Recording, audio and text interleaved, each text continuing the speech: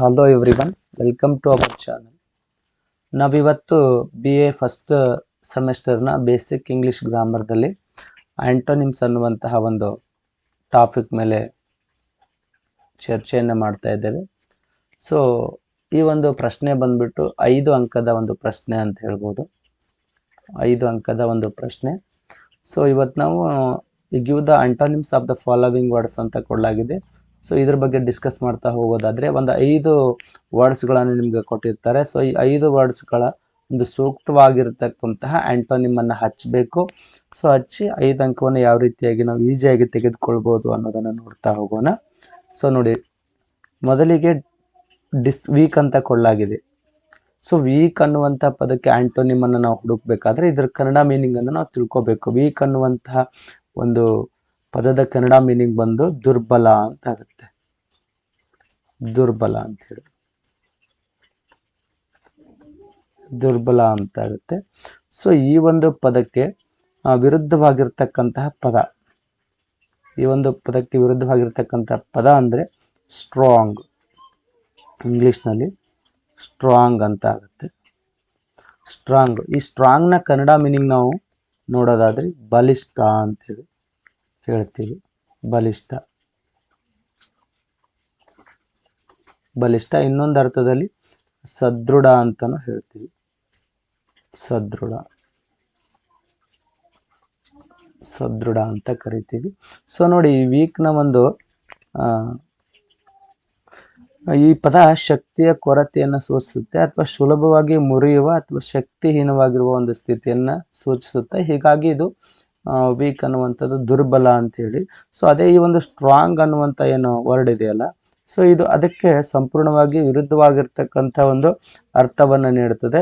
ಇದು ಹೆಚ್ಚಿನ ದೈಹಿಕ ಅಥವಾ ಮಾನಸಿಕ ಶಕ್ತಿಯನ್ನು ಹೊಂದಿರ್ತದೆ. ಇದು ಸ್ಥಿರತೆ ಮತ್ತು ಸಾಮರ್ಥ್ಯದ ಒಂದು ಸಂಕೇತವನ್ನ ನೀಡುತ್ತದೆ ಅಂತ ಹೇಳ್ಬೋದು. ಹೀಗಾಗಿ ವೀಕ್ಗೆ ಅಪೋಸಿಟ್ ಆಗಿ ಸ್ಟ್ರಾಂಗ್ ಅನ್ನುವಂಥದ್ದು ಸೂಕ್ತವಾಗಿರ್ತಕ್ಕಂಥ ಪದ ಅಂತ ನಾನು ಹೇಳ್ತೇನೆ. ನೆಕ್ಸ್ಟ್ ಸೆಕೆಂಡ್ ಒನ್ ಬಂದು, ಎರಡನೇ ಒಂದು ವರ್ಡ್ ನೋಡಿ, ಡೆಸ್ಟ್ರಾಯ್ ಅಂತ ಕೊಟ್ಟಿದ್ದಾರೆ. ಡೆಸ್ಟ್ರಾಯ್. ಈ ಡೆಸ್ಟ್ರಾಯ್ನ ಕನ್ನಡ ಮೀನಿಂಗ್ ನೋಡೋಣ ನಾವು ಮೊದಲು. ಅಂದರೆ ನಿಮಗೆ ನೆಕ್ಸ್ಟ್ ಇಂಗ್ಲೀಷ್ ಒಳಗೆ ಏನು ಹಚ್ಚಬೇಕು ಕಂಡು ಹಿಡಿಬೇಕಂತ ಗೊತ್ತಾಗುತ್ತೆ. ಡೆಸ್ಟ್ರಾಯ್ ಅಂದರೆ ನಾಶಪಡಿಸು ಅಂತ ಆಗುತ್ತೆ. ನಾಶಪಡಿಸು ಒಂದರ್ಥ. ಸೊ ಇನ್ನೊಂದು ಅರ್ಥದಲ್ಲಿ ಧ್ವಂಸ ಮಾಡು ಅಂತ ನಾವು ಹೇಳ್ಬೋದು. ಧ್ವಂಸ ಮಾಡು. ಧ್ವಂಸ ಮಾಡು ಅಂತ ಹೇಳ್ಬೋದು. ಸೊ ಈ ಪದಕ್ಕೆ ನಾವು ಅಪೋಸಿಟ್ ವರ್ಡ್ ಅನ್ನ ನೋಡೋದಾದ್ರೆ, ಇದಕ್ಕೆ ಆಂಟೋನಿಮ್ ಅನ್ನು ನೋಡೋದಾದ್ರೆ ನಾವು ಬ್ಯೂಲ್ಡ್ ಅನ್ನು ಹಚ್ಬೋದು. BUILD. ಬ್ಯೂಲ್ಡ್ ಅನ್ನು ಹಚ್ಬೋದು. ಸೊ ಬ್ಯೂಲ್ಡ್ನ ಮೀನಿಂಗ್ ಬಂದು ನಿರ್ಮಿಸು ಅಂತ ಆಗುತ್ತೆ. ನಿರ್ಮಿಸು ಅಂತ ಆಗುತ್ತೆ. ನಿರ್ಮಿಸು ಆಗುತ್ತೆ. ಸೊ ಇನ್ನೊಂದು ಸೂಟೇಬಲ್ ಆಗಿರ್ತಕ್ಕಂಥ ವರ್ಡನ್ನು ಕೂಡ ಇಲ್ಲಿ ಬಳಸ್ಬೋದು ನಾವು. ಕ್ರಿಯೇಟ್ ಅಂತ. CREATE. ಕ್ರಿಯೇಟ್ ಅಂತಾನು ಬಳಸ್ಬೋದು. ಅದಕ್ಕೆ ಸಮಾನವಾಗಿರ್ತಕ್ಕಂಥ ಪದ. ಸೊ ಇದರ ಅರ್ಥ ಬಂದ್ಬಿಟ್ಟು ಸೃಷ್ಟಿಸು ಅಂತ ಆಗುತ್ತೆ. ಸೃಷ್ಟಿಸು ಅಂತ ಹೇಳಿ.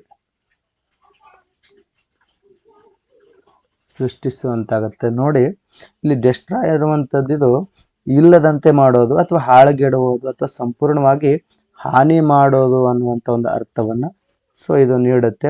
ಅದೇ ಈ ಒಂದು ಕ್ರಿಯೇಟ್ ಆಗಿರ್ಬೋದು, ಬ್ಯೂಲ್ಡ್ ಆಗಿರ್ಬೋದು, ನಮಗೆ ಹೊಸದನ್ನ ಅಸ್ತಿತ್ವಕ್ಕೆ ತರೋದನ್ನ ಅಥವಾ ಶ್ರಮಪಟ್ಟು ಏನನ್ನಾದರೂ ನಿರ್ಮಿಸೋದನ್ನ ಸೂಚಿಸ್ತದೆ ಅಂತ ಹೇಳ್ಬೋದು. ಸೊ ಡೆಸ್ಟ್ರಾಯ್, ಬ್ಯೂಲ್ಡ್ ಅನ್ನುವಂಥದ್ದು ಸೂಟೇಬಲ್. ಸೊ ಇಲ್ಲಿ ಅದಕ್ಕೆ ಸಮಾನವಾಗಿರ್ತಕ್ಕಂಥ ಅರ್ಥ ಕ್ರಿಯೇಟ್ನು ಕೂಡ ಸೊ ಆಗುತ್ತೆ. ಸೊ ಹೀಗಾಗಿ ಇವೆರಡು ಸಮಾನವಾಗಿರ್ತಕ್ಕಂಥ ಮೀನಿಂಗ್ ಅನ್ನ ಕೊಡ್ತವೆ ಅಂತ ಹೇಳ್ಬೋದು. ನೆಕ್ಸ್ಟ್ ನಾವು ಇವಾಗ ಮೂರನೇ ಒಂದು ವರ್ಡ್ ಅನ್ನ ನೋಡೋಣ. ಮೂರನೇ ವರ್ಡ್ ಬಂದು ಬ್ರೈಟ್ ಅಂತ ಇದೆ. ಬ್ರೈಟ್ ಅಂತ ಇದೆ. ಸೊ ಮೊದಲು ಈ ಬ್ರೈಟ್ನ ಒಂದು ಮೀನಿಂಗ್ ಅನ್ನ ನಾವು ತಿಳ್ಕೊಂಡ್ಬಿಡೋಣ. ಅಂದ್ರೆ ನಮಗೆ ನೆಕ್ಸ್ಟ್ ಅದಕ್ಕೆ ಆಂಟೋನಿಮ್ ಅನ್ನ ಹುಡುಕ್ಲಿಕ್ಕೆ ಸರಳ ಅನ್ಸ್ಬಿಡುತ್ತೆ. ಬ್ರೈಟ್ ಅಂದ್ರೆ ಕನ್ನಡ ಮೀನಿಂಗು ಪ್ರಕಾಶಮಾನವಾದ ಅಂತೇಳಿ. ಪ್ರಕಾಶಮಾನವಾದ.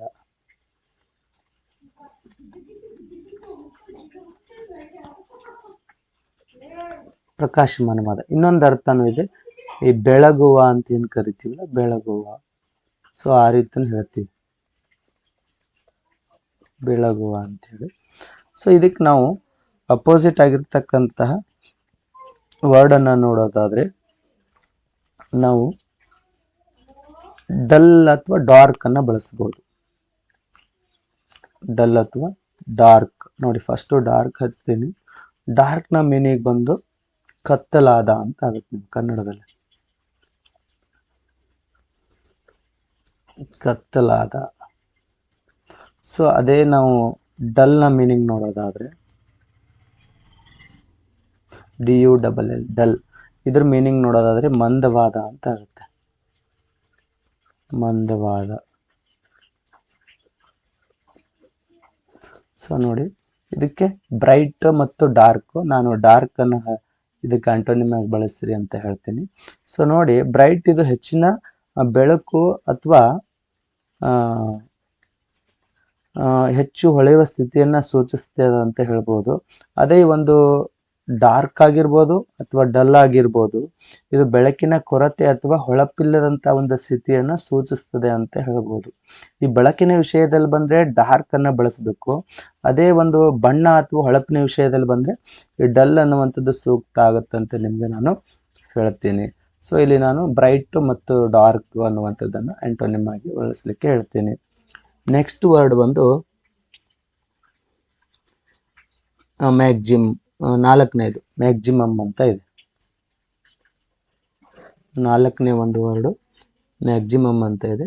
ಈ ಮ್ಯಾಕ್ಸಿಮಮ್ ಅನ್ನುವಂಥ ವರ್ಡ್ಗೆ ಒಂದು ಕನ್ನಡವನ್ನ ಮೀನಿಂಗ್ ಅನ್ನ ಫಸ್ಟ್ ನಾವು ತಿಳ್ಕೊಂಡ್ರೆ ಅದಕ್ಕೆ ಅಪೋಸಿಟ್ ಹುಡುಕ್ಲಿಕ್ಕೆ ಸರಳ ಆಗುತ್ತೆ ನಮಗೆ. ಸೊ ಇದ್ರ ಕನ್ನಡ ಮೀನಿಂಗ್ ಬಂದು ಗರಿಷ್ಠ ಅಂತ ಆಗುತ್ತೆ. ಗರಿಷ್ಠ. ಗರಿಷ್ಠ ಅಂತ ಆಗುತ್ತೆ. ಸೊ ಇನ್ನೊಂದು ಅರ್ಥ ಅತಿ ಹೆಚ್ಚುನು ಅಂತ ನಾವು ಹೇಳ್ತೀವಿ.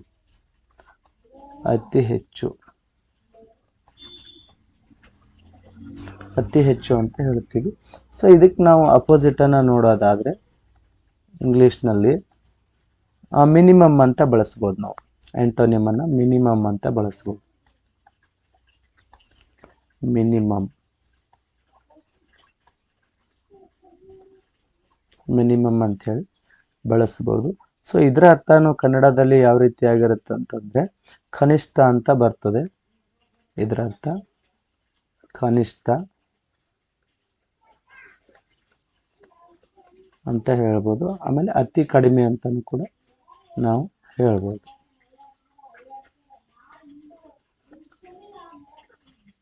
ಅತಿ ಕಡಿಮೆ ಅಂತಾನೆ ಹೇಳ್ಬೋದು. ಸೊ ಹೀಗಾಗಿ ಇದು ಮ್ಯಾಕ್ಸಿಮಮ್ ಅನ್ನುವಂಥ ಏನು ವರ್ಡ್ ಇದೆಯಲ್ಲ, ಸೊ ಇದು ಯಾವುದಾದ್ರೂ ಒಂದು ವಿಷಯದ ಅತ್ಯುನ್ನತ ಮಿತಿ ಅಥವಾ ಅತಿ ಹೆಚ್ಚಿನ ಪ್ರಮಾಣವನ್ನ ನಮಗೆ ಸೂಚಿಸುತ್ತದೆ. ಸೊ ಹಾಗೆ ಈ ಒಂದು ಮಿನಿಮಮ್ ಅನ್ನುವಂಥ ಏನು ವರ್ಡ್ ಇದೆಯಲ್ಲ, ಸೊ ಇದು ಬಂದು ಯಾವುದಾದ್ರೂ ಒಂದು ವಿಷಯದ ಅತ್ಯಂತ ಕೆಳಗಿನ ಮಿತಿ ಅಥವಾ ಕಡಿಮೆ ಪ್ರಮಾಣವನ್ನ ಸೂಚಿಸುತ್ತದೆ ಅಂತ ಹೇಳ್ಬೋದು. ಹೀಗಾಗಿ ಮ್ಯಾಕ್ಸಿಮಮ್ಗೆ ಮಿನಿಮಮ್ ಸೂಕ್ತವಾಗಿರ್ತಕ್ಕಂಥ ಆಂಟೋನಿಮ್ ಅಂತ ನಾನು ಹೇಳಲಿಕ್ಕೆ ಇಷ್ಟಪಡ್ತೀನಿ. ನೆಕ್ಸ್ಟ್ ಕೊನೆಯದಾಗಿ ಆಕ್ಟಿವ್ ಅಂತ ಇದೆ. ಆಕ್ಟಿವ್ ಅನ್ನುವಂಥ ವರ್ಡ್ ಇದೆಯಲ್ಲ, ಐದನೇದು. ಸೊ ಈ ಆಕ್ಟಿವ್ನ ಒಂದು ಕನ್ನಡ ಮೀನಿಂಗ್ ನಾವು ತಿಳಿದುಕೊಳ್ಳೋಣ. ಫಸ್ಟು ಆಕ್ಟಿವ್ ಅಂದ್ರೆ ಸಕ್ರಿಯ ಅಂತ ಆಗುತ್ತೆ. ಅದ್ರ ಕನ್ನಡ ಮೀನಿಂಗ್ ಸಕ್ರಿಯ. ಅಥವಾ ಇನ್ನೊಂದು ಅರ್ಥದಲ್ಲಿ ಇದಕ್ಕೆ ನಾವು ಚಟುವಟಿಕೆಯಿಂದಿರುವ ಅಂತ ಹೇಳ್ತೀವಿ. ಆಕ್ಟಿವ್ ಪರ್ಸನ್ ಅಂತೇಳಿ. ಚಟುವಟಿಕೆಯಿಂದಿರುವ ಅಂತೇಳಿ.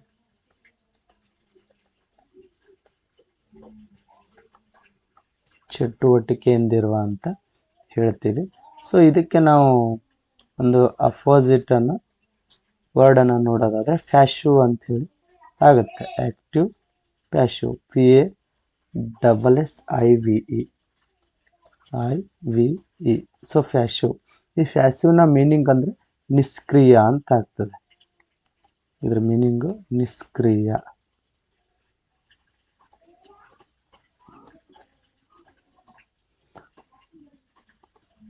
ನಿಷ್ಕ್ರಿಯ ಅಂತ ಆಗ್ತದೆ. ನಿಷ್ಕ್ರಿಯ ಅಂತ ಆಗ್ತದೆ. ಸೊ ಅದೇ ಇನ್ನೊಂದು ಅರ್ಥನೂ ಇದಕ್ಕೆ ನಾವು ಹೇಳ್ಬೋದು. ಆಕ್ಟಿವ್ಗೆ ಇನ್ಆಕ್ಟಿವ್ ಅಂತಾನು ಹೇಳ್ಬೋದು. ಇನ್ಆಕ್ಟಿವ್ ಇದಕ್ಕೆ ಅಪೋಸಿಟ್ ಆಗಿ ಹೇಳ್ಬೋದು. ಇನ್ಆಕ್ಟಿವ್, ಪ್ಯಾಸಿವ್ ಅಥವಾ ಇನ್ಆಕ್ಟಿವ್ ಇದಕ್ಕೆ ಸಮಾನವಾಗಿರ್ತಕ್ಕಂಥ ಅರ್ಥವನ್ನು ನೀಡುತ್ತೆ. ಇನ್ಆಕ್ಟಿವ್ ಅಂದರೆ ಚಟುವಟಿಕೆ ಇಲ್ಲದ ಅಂಥೇಳಿ.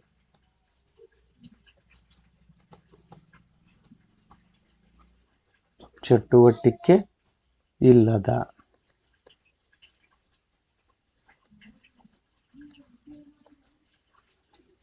ಚಟುವಟಿಕೆ ಇಲ್ಲದ ಅಂತ ಆಗುತ್ತೆ. ಸೊ ನೋಡಿ, ಇಲ್ಲಿ ಆಕ್ಟಿವ್ ಅನ್ನುವಂಥ ವರ್ಡ್ನ ಒಂದು ಮೀನಿಂಗ್ ಬಂದು ಏನು ಹೇಳಿದೆ ನಾನು, ಸಕ್ರಿಯ ಅಂತ ಮಾಡ್ಬಿಡಿ ನಾನು, ಸಕ್ರಿಯ ಅಂತ ಹೇಳಾಗುತ್ತೆ.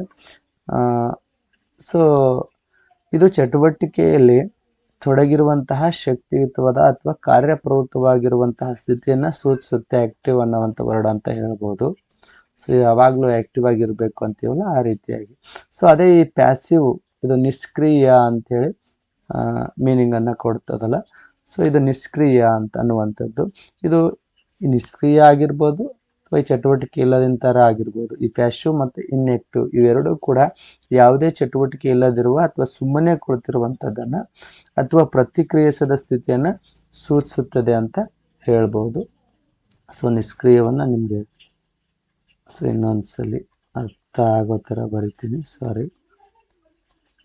ಸೊ ಈ ರೀತಿಯಾಗಿ ನಾವು ನೋಡಿದ್ವಿ. ಸೊ 5 ವರ್ಡ್ಗೂ ಕೂಡ ಕರೆಕ್ಟ್ ಆಗಿರ್ತಕ್ಕಂತಹ ವರ್ಡನ್ನು ನೋಡೋದಾದರೆ, ಡೆಸ್ಟ್ರಾಯ್ಗೆ ನಾವೇನು ಹಚ್ಚೋಣ ಈಗ, ಡೆಸ್ಟ್ರಾಯ್ಗೆ ಬ್ಯೂಲ್ಡನ್ನು ಒಂದೇ ಒಂದು ಪೇಜ್ನಲ್ಲಿ ಹಚ್ಚಲಿಕ್ಕೆ ಟ್ರೈ ಮಾಡ್ತೀನಿ. ಡೆಸ್ಟ್ರಾಯ್ಗೆ ಬಿಲ್ಡನ್ನು. ಸೊ ಅದೇ ಬ್ರೈಟ್ಗೆ ಡಾರ್ಕನ್ನು, ಡಲ್ಲನ್ನು ಹಚ್ಬೋದು, ಡಾರ್ಕನ್ನು ಹಚ್ಬೋದು. ಬ್ರೈಟ್ಗೆ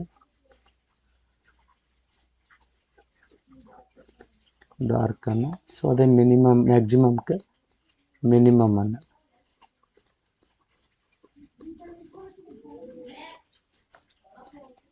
ಸೊ ಅದೇ ಆ್ಯಕ್ಟಿವ್ಗೆ ನೀವು ಪ್ಯಾಸಿವ್ ಅಂತಾನು ಸೊ ಹಚ್ಬೋದು, ಪ್ಯಾಸಿವ್. ಸೊ ಇಲ್ಲಿ ಹೇಳಿದ್ನಲ್ಲ, ಇದನ್ನು ಇನ್ನೊಂದು ಅರ್ಥದಲ್ಲಿ ಕೂಡ ನೀವು ಹಚ್ಬೋದು. ಏನಂತ, ಡಲ್ಲ. ಸೊ ಇದಕ್ಕೂ ಹೇಳಿದೆ ಬ್ಯೂಲ್ಡ್ಗೆ ಕ್ರಿಯೇಟ್ ಅಂತೇಳಿ, CREATE. ಸೊ ಈ ರೀತಿಯಾಗಿ ಹಚ್ಬೋದು ನೀವು. So weak, strong, destroy, build or create, bright, dark or dull, maximum, minimum, active, passive ಅಂಥೇಳಿ. ಸೊ ಇಲ್ಲಿವರೆಗೆ ಈ ಒಂದು ಆ್ಯಂಟೋನಿಮ್ಸ್ ಮೇಲೆ ನಾನು ತಿಳಿಸ್ಕೊಟ್ಟಿರ್ತಕ್ಕಂಥ ಈ ಒಂದು ವಿಡಿಯೋ ನಿಮಗೇನಾದರೂ ಇಷ್ಟವಾಗಿದ್ದರೆ ನನ್ನ ಚಾನಲನ್ನು ಸಬ್ಸ್ಕ್ರೈಬ್ ಮಾಡಿ ಹಾಗೂ ಹೆಚ್ಚಾಗಿ ಈ ಒಂದು ವಿಡಿಯೋವನ್ನು ಶೇರ್ ಮಾಡಿ ಅಂತ ಹೇಳ್ತಾ, ಮತ್ತೆ ಒಂದು ಹೊಸ